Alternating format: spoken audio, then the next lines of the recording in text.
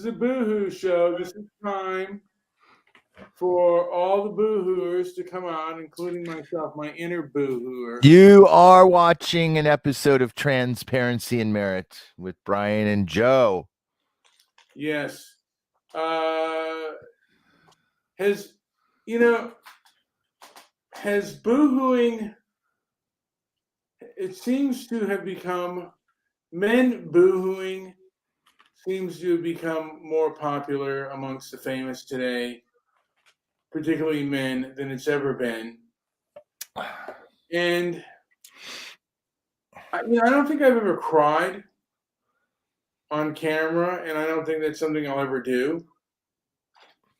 Because, Joey, I think some things are best in private. I mean, look, I'm not against men crying, but I think, and I'm of the belief that too much of that is a sign of instability. Would you agree? Instability. There's a Billy in there.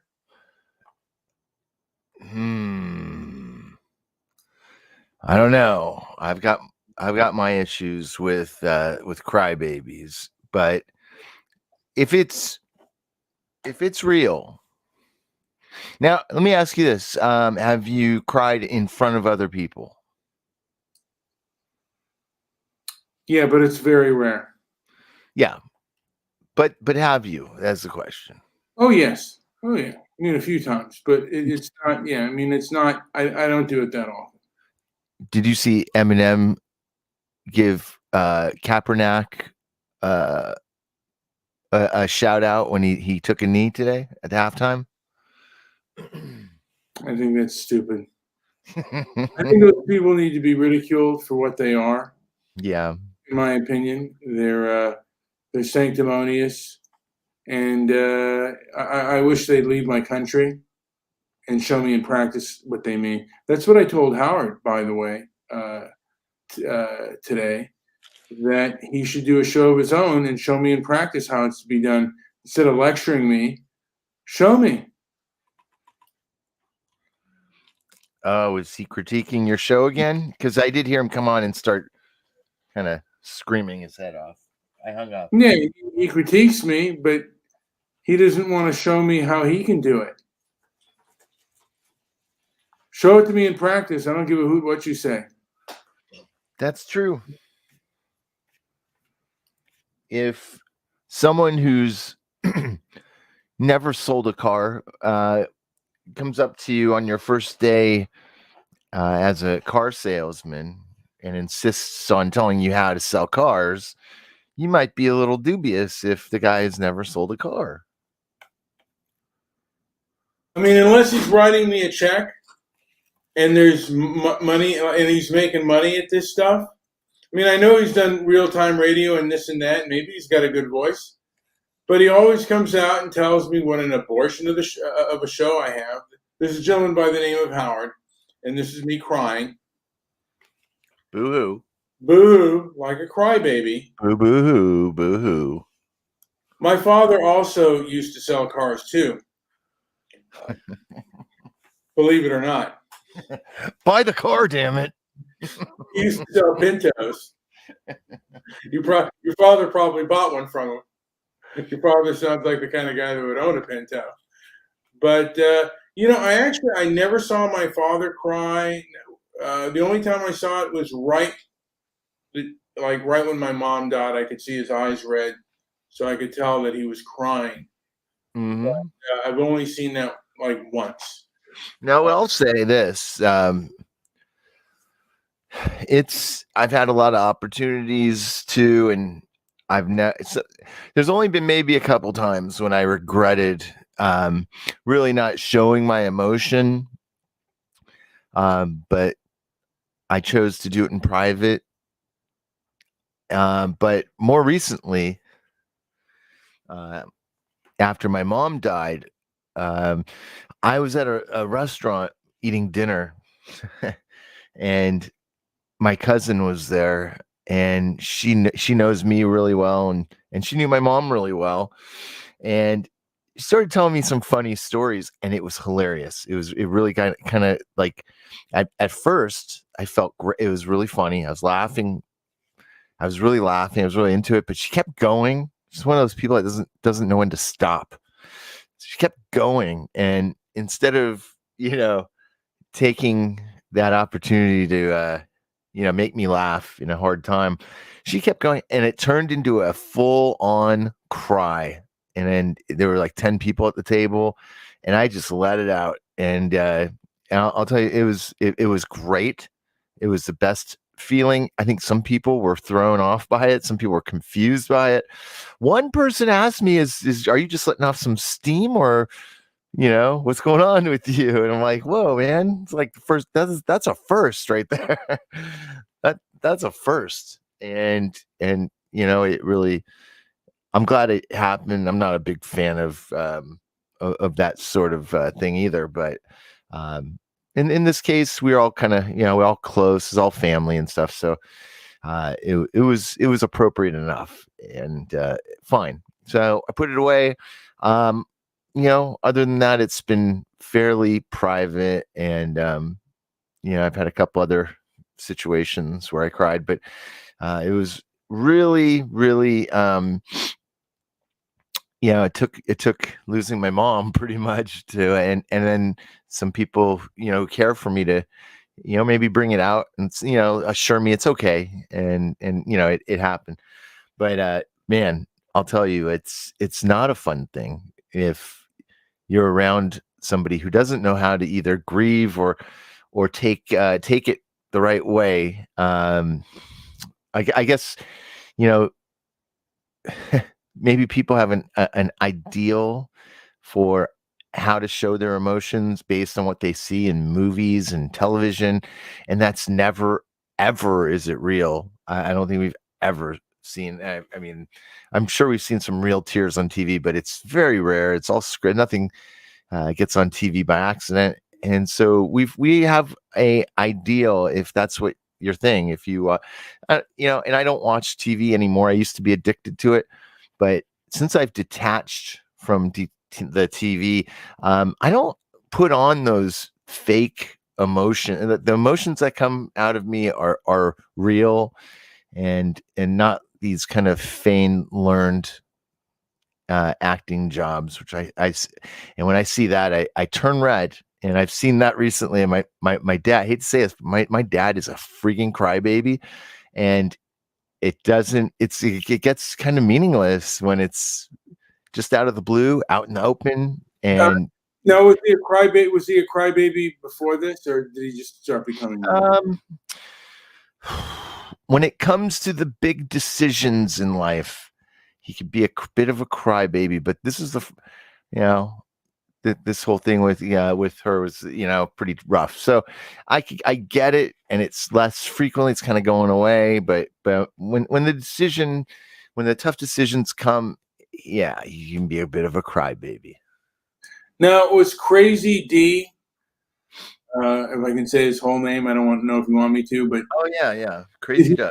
did he create? Yeah, did Crazy Doug, your friend, did he cry a lot? Crazy Doug. To my knowledge, well, I saw him maybe cry once or twice. Yeah, he could be a bit of a crybaby. Yeah, a little bit. When he had his SSI threatened to be taken away, I remember he put on the tears. Good God! You know what I'm Now, talking about, you crazy people out there. Put on the waterworks. yeah, I mean, everyone that I know that like cries a lot, uh, every male that I know, and even females like who are just bawling all the time, they have been mentally unstable. Now there are people that are like really sensitive, but like with men who just bawl all the time, man. Yeah, bawling all the time. Yeah, no. Boo, boo. Oh, I don't know what I'm I gotta gonna play this for 5 seconds. do. Yeah.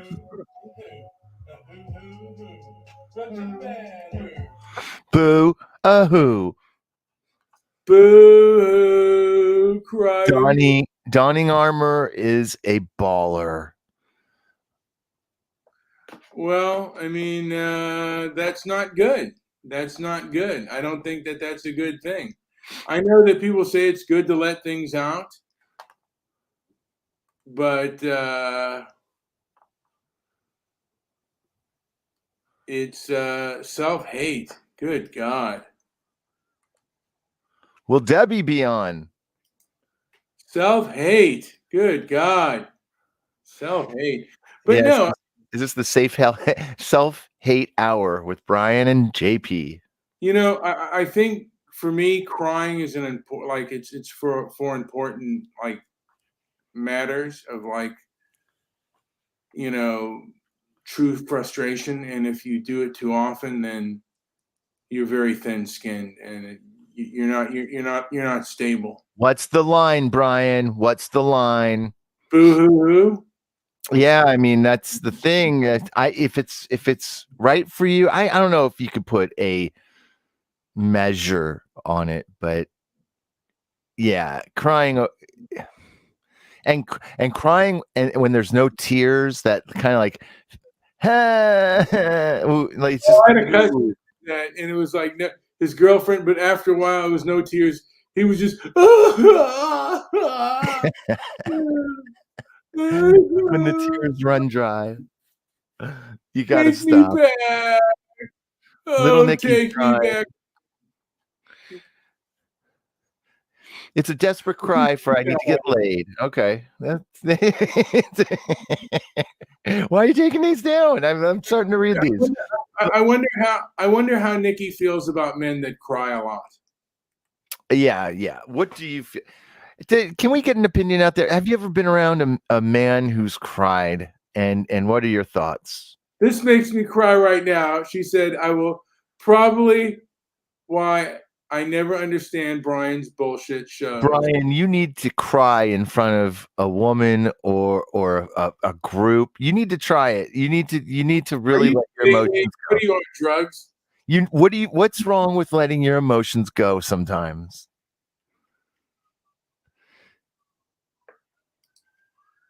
Debbie seems to be here. Could this be the night? Could we be visited by the great Debbie Daly? Brian, the fact that you will not cry in front of other people, that might be a weakness of yours when you think it's a strength.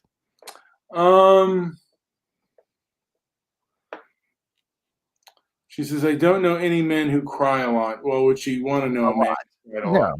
No, you don't. Okay, that's good. That's good. Stay away from them. All right, I'm gonna put the feelers out there for anyone who wants to defend their cry All babiness. in. Come in and defend your crying. If you want to be a bitch, man, everyone be polite to one another. We can respect each other. Call in. Come They're in. I'm putting lined up, the waiting, Brian. StreamYard for all of the boo-hooers out there. This is the Boohoo Show. Boohoo. Why I'm wrong. Cry, baby, cry. Cry, baby, cry. I mean, look. Yeah, I mean, I'm not a person that really, like I said, that necessarily believes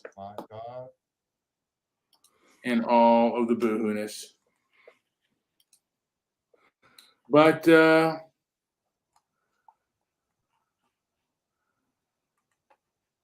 went to the ocean and hollered out, "Who are you?"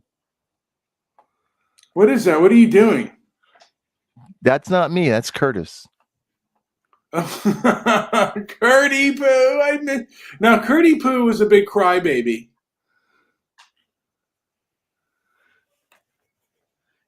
Kurt could shed a tear. Yeah, I think Kurt could shed a tear. But he also he liked riding the range. He had a horsey ranch and everything, and he used to go out in the Arizona sun. I think with his shirt off, probably half naked, and just ride. He hated Donald Trump, but he loved his horse. That's why they called him Curdy Poo. Oh, you're in trouble now. There we go. The great Curdy Poo.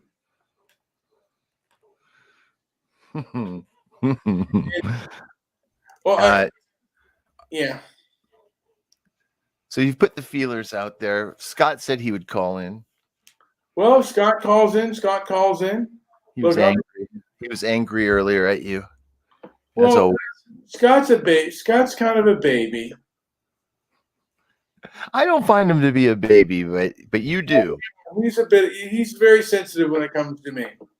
He's very thin-skinned. What is it about you? Well, the first time, I've known Scott. All right, we have donning armor. We got the Donning back. Donning, are you here with us? Sorry. Oh, he's muted. Okay. Yeah, I'm here. Hey. So you are a person. Do you cry a lot, Donning? I wouldn't say that I cry a lot, but I'm very weak when it comes to movie, TV, when they start running that sad music in the background and, you see like a little kid that's starving or something. Yeah, I'll tear up a little bit. Some of them get me.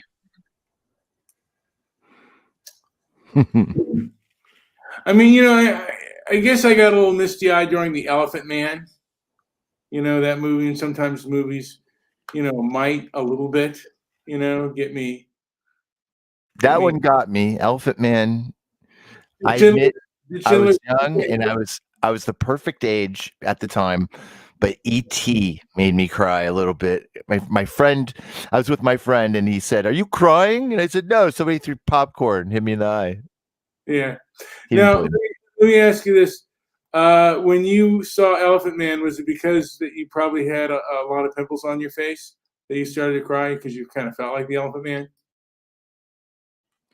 I never felt like the Elephant Man, but I empathize. Yeah, I had empathy. That was a great movie. But Donning, did you ever see Elephant Man? Oh, it's black and white. It's possible, but I couldn't really tell you. Black and white. That's about it. I know the story, and yeah, it is sad. I'd feel empathy for the man as well.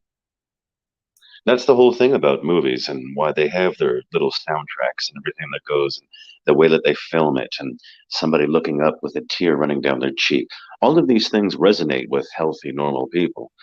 It's one thing that I have against Stoicism, Brian, is that I think that you want to hide your emotions, and I think it's healthy to embrace one's emotions. I certainly do. Bambi makes me cry. It was a good comment from Nikki. One of the major goals in the test marketing for animated films, Disney in particular, the Disney screenings, and I'm forgetting what it was. The first animation movie that was really designed in this way. Bambi might have been it. It was around that time, but or maybe before that. But their goal was to get the audience members to get emotionally attached to animated figures, and once they had people crying in the theaters over animated characters, they knew they had something. Yeah, they wouldn't do it if it didn't work. They spend millions and millions of dollars, if not billions of dollars. They've hacked the human psyche. They know exactly how to pull a tear out, or how to break a heart, or how to make somebody smile. If they didn't, then they wouldn't spend that money on it. True. Shows like Dora the Explorer, a lot of children's shows, for example, have a lot of psychologists involved in the script writing and that emotional the emotion factor. A lot of movies and do that too. They utilize that sort of brain hacking. That's one of the reasons why people want to control the internet. I mean, it's curious to why people want to control the internet, because they want to control the visual medium because they want to control your emotions, and they want to decide what what you're going to be emotional about and what you're not. But that doesn't work, because when you censor, and they know you censor, then it's not working. I mean, there are people who have their eyes open to that, but yeah, uh, it's interesting to who wants to control the visual medium in this country. I think I kind of disagree with you on that one. It certainly works, at least to some extent. It works on many people. That's why they throw out these $500 million flicks all the time. And yeah, it's got to be working. I mean, these people didn't get rich and in the positions that they're in, the positions of power that they're in, because they were doing the wrong thing. I think they know what they're doing, and uh, they're utilizing it. Um, yeah, no, but yeah, you're right on that. But they know how powerful it is, and they know what words are power, like what words and what speeches are powerful, and they don't want you. They want to control the knowledge that is out there, and they want to have their truth be the only truth that you seek. And I guess to a degree, that's kind of a problem when the masses go. I don't want to say mass psychosis, but that's what I observed in 2020. Uh, Mass psychosis would seem like with these protests and these riots, and now with these trucker convoys, it could be the same thing. It could be a bunch of mass psychosis when people are so polarized on certain things. It's kind of sad how divided we are as a world in our northern, North America and the Anglosphere are extremely divided, and we do not have a shared reality at all. Those are two places where the failed testing of multiculturalism first came into being. And yeah, it is failed. And we're going to be more divided. What are we going to divide over? Well, you guys know where I stand. But it's inevitable, and it's going to get worse. Mark my words. Well, I mean, who knows? Well, look, I have an idea on what will be divided over, and how much will be divided within this world. And Well, if you look at, I mean, they're dividing us on everything, not just racial lines. It's gay versus straight, it's man versus woman, Democrat versus Republican, on and on it goes. It's divide and conquer. And I don't blame it on any particular group. I think that it's probably caused mainly just by greed. Um, for me, it seems that the people in power, politicians, those that run conglomerates, social media, media in general, mainstream media, they're all chasing the dollar. And it's kind of like they're driving a school bus chasing the dollar. And all of us nobodies, us little people, we're all in the school bus. They're driving, they're chasing the dollar, and they're going to drive the bus off a cliff. Uh, so you could chalk it up to greed. Um, but that's just the way it's going to go. I think we're going to have to suffer. What is the expression? Uh, Hard times make strong men make good times make weak men. And I think we're just, in at the shit end of the stick right now. But I think we'll come back. I would probably agree with you, and that's actually a Stoic saying, because the more you suffer, the more you grow. And we are, I don't think that we have suffered as past generations have suffered. Uh, the type of poverty that was even, 6 decades before. I think poverty in America was far worse, even though many things like homes were far more affordable. Um, you had to really scrimp and save for your nickels and dimes, and most teenagers had to have a job, and there was a father in the home, and the father wanted you to be honorable and noble. And I don't think that's there anymore. And the pressure to be honorable and noble isn't something that's there anymore. Uh, it's it's the blame game, the victim game. I can't help myself, and I don't want to work. And I'm one of those too. I'm a big baby myself. Sometimes I don't want to drag myself out of bed and get up in the morning and do my job. I do it, but I'm like, I don't think I'm as strong-willed as my grandparents. I mean, my father, he was kind of a dreamer, but my mother, she got up and she busted her hump, and my dad would do so too, but he was more of a talker than a doer. But my grandfather, man, he would get up at the crack of dawn, and he would go to work from sun up to sundown, man. And there were a lot of people of his age and of his ilk that would do just that. And I just don't see that in this generation. I don't see the work ethic and the nobility, and something that I think that we're missing today. I could be wrong on that. Joe, do you have any thing to say on that? I don't. Just stop being a crybaby. I'm not talking to you. There is all kinds of stuff going on in the chat room, but I don't know if that has to do with where you're going. Well, it looks like they were talking about past shows that we did on Blog Talk Radio about Big Bill and all the rest. Donnie, do you have anything to say on the statement that I just made? Yeah, I don't like comparing generations with each other. The times were different.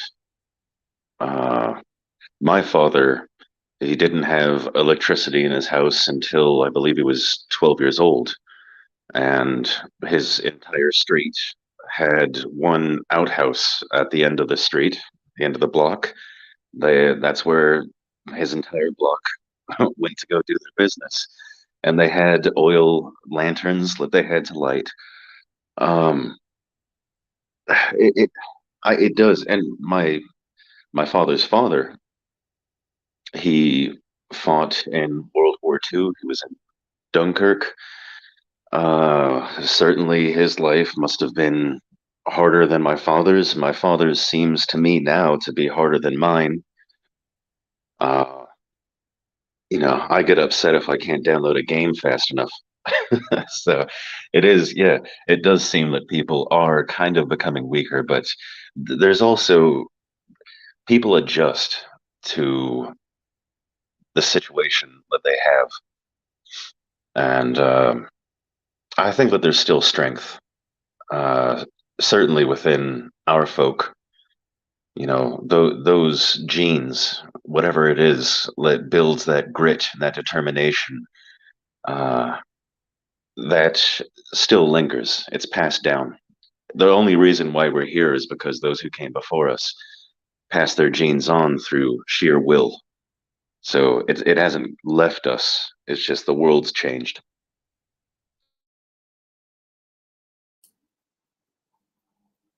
So I'm just reflecting on where we're going here, and there's so much at play here. There's so much at play, and it's paradigm shattering for a lot of people, and they start freaking out every time I start freaking talking about it. But I'm going to talk about it a little bit. And I think it's like a generational thing, of course, like we were saying here. It's a programming thing. And there seems to be a lot laid out here on the planet for us. A lot of really good historians are kind of going back and checking out the landscape and really taking a deeper look um, at what's right in front of our faces that apparently most people just can't see. But um, and and it's clear that there's been this kind of programming that and people felt like in the 50s, for example, were so incredibly hardworking, and uh, it didn't matter if you're white collar or blue collar as much. People would wear ties to fancy gatherings, to family affairs, and all you have to do is look at the pictures. They still exist. Go look at your family's pictures. It's an amazing thing, and people had to work hard to get those suits and ties and to look nice on Sunday, regardless if they were digging ditches or if they were bankers. They were at the same family events, and they were all dressed up and ready to roll. Now I see some very interesting dichotomies, especially if you know anybody that's over, a certain age, people in their 70s and 80s and so on. They have no clue, like what's going on. How people are getting by, and I don't even think the people that are getting by even have a clue either. They're happy signing their name and pushing buttons and getting their paycheck, and it's certainly a different game now, and we see a lot more lethargy. A lot of people are from families that maybe 1 or 2 generations ago were in perfectly great health, have completely fallen off. No, I did not forget, Debbie. I'm just making a point. I'm kind of agreeing, but I'm also just pointing towards some of the programming that's helped that happen. And maybe I shouldn't get into some of these bigger ideas, but one day I think I'll want to do that. There's so many socially engineered devices that have been installed that have decimated family units. And when the family unit was together like they were in the 50s, there was probably a lot stronger work ethic and all that. Now it seems that the family units have been obliterated through whatever it is, rock and roll, drugs, you name it. Just revolution. all kinds. Yeah.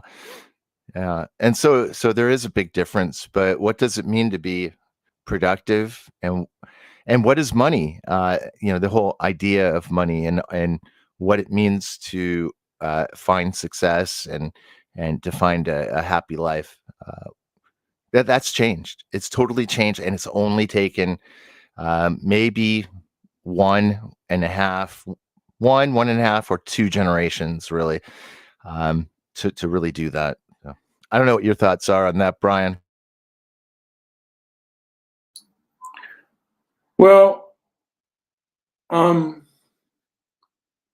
just, if you look at pictures, even of the poorest families in America and in Western Europe, you will see them dressed like on Sundays or on Saturdays. You will see them dressed to the nines in their best suits and ties.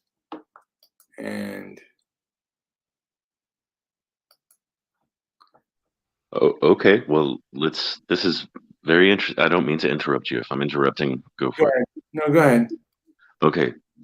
What are some major factors that have changed in this past generation or 2 generations? I agree with what JP said. Sexual mores. Sexual mores. Well, yeah, absolutely. You could point to porn, the whole porn arc that really started in the 60s with Watergate and the Deep Throat agent. Yeah, 70s with Deep Throat, which was an agent in Watergate and also happened to be a cutting edge triple X film by the same name, Deep Throat. I don't think people saw the programming then. It's way more clear now when you see the arc that porn took as it hit its stride in the 80s and peaked probably in the late 80s, 90s, and now is just this really bizarre thing that's been co-opted to everybody. So everybody could be a porn star now. It's just a crazy thing how that really did throw off, I think, certain values for sure. Okay. Well, I'm not saying that it didn't. So one explanation is pornography. Can we think of anything else? Well, again, the pill, when, because it used to be that sex was, primarily if you had sex, unless you had, I guess, a latex condom on, you had a child. And abortion, sure, absolutely. The pill, but yeah, the pill, the availability of abortion, we've become a much more, and we talk about the generation like of the '60s, the peace and love generation. Well, they're not. They're not peace and love. They're very violent. They're very vicious. We have a very vicious and vindictive society out there. That if you disagree with them, you are the enemy, and it's not. And it's not. We agree to disagree. No, if you express views, certain views, particularly the manner in which you talk, Donnie, even the way I talk, that those views will get us, economically hurt at worst. I mean, at best, but at worst, if we get physical harm done to us. There was a person that was actually, I think she was shot at point blank range during the Black Lives Matter protest, and all she said was "All lives matter." These people are vicious. I mean, we're facing a very vicious and fanatical group out there that will stop at nothing to stomp out their opposition, and they will use violence. They will use economic. Because they are in many of our economic institutions, and they will use economic persuasions. There are a lot of people that I know, like in certain historical societies, is, well, I can't speak about certain things and give my opinions because the money's controlled, and it used to be if you had an opinion that wasn't necessarily orthodox. You wouldn't necessarily be punished, but today, punishment is the name of the game. We are in the politics of punishment. Okay, so we've got pornography, which I think pornography has always existed, but it's gotten. Listen, I was back in the AOL days on the internet, and yeah, pornography started to get completely wild. Now we have things that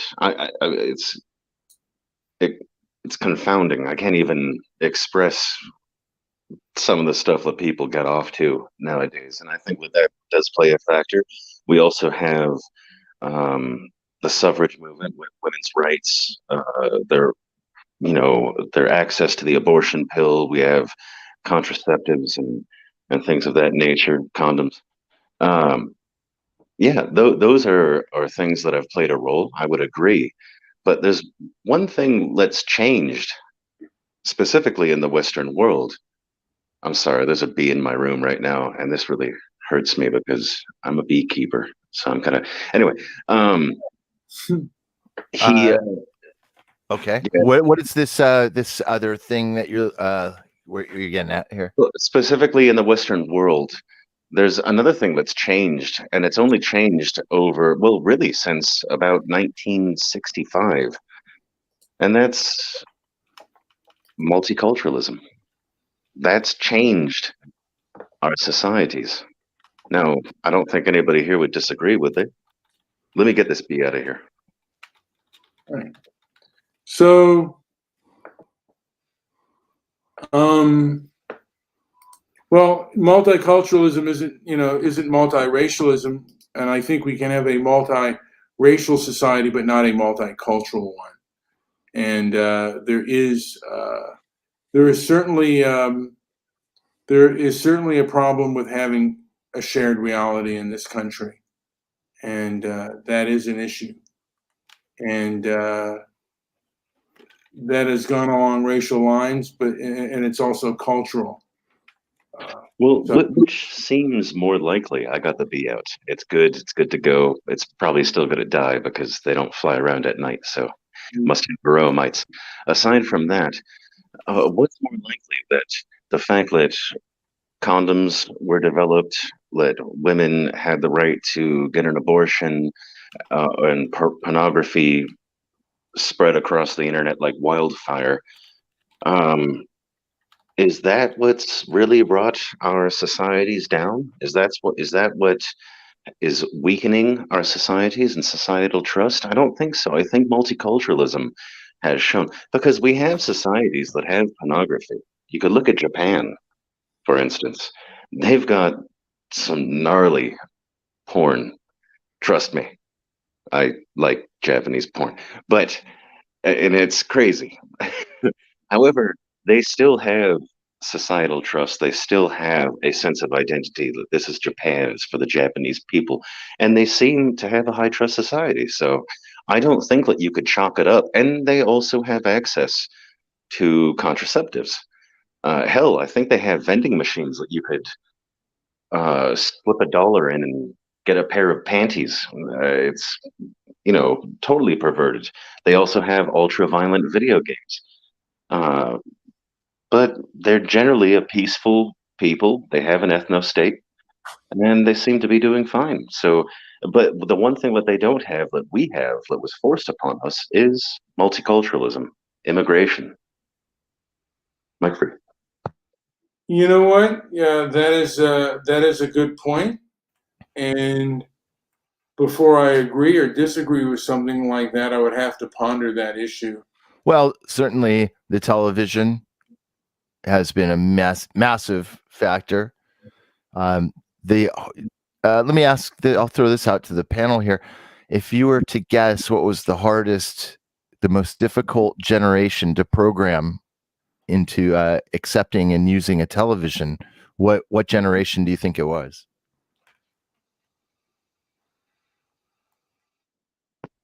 Would you like me to take the reins here? Yes, absolutely. Um, I would probably guess that it was the generation that grew up with radio right before. Absolutely. Nailed it.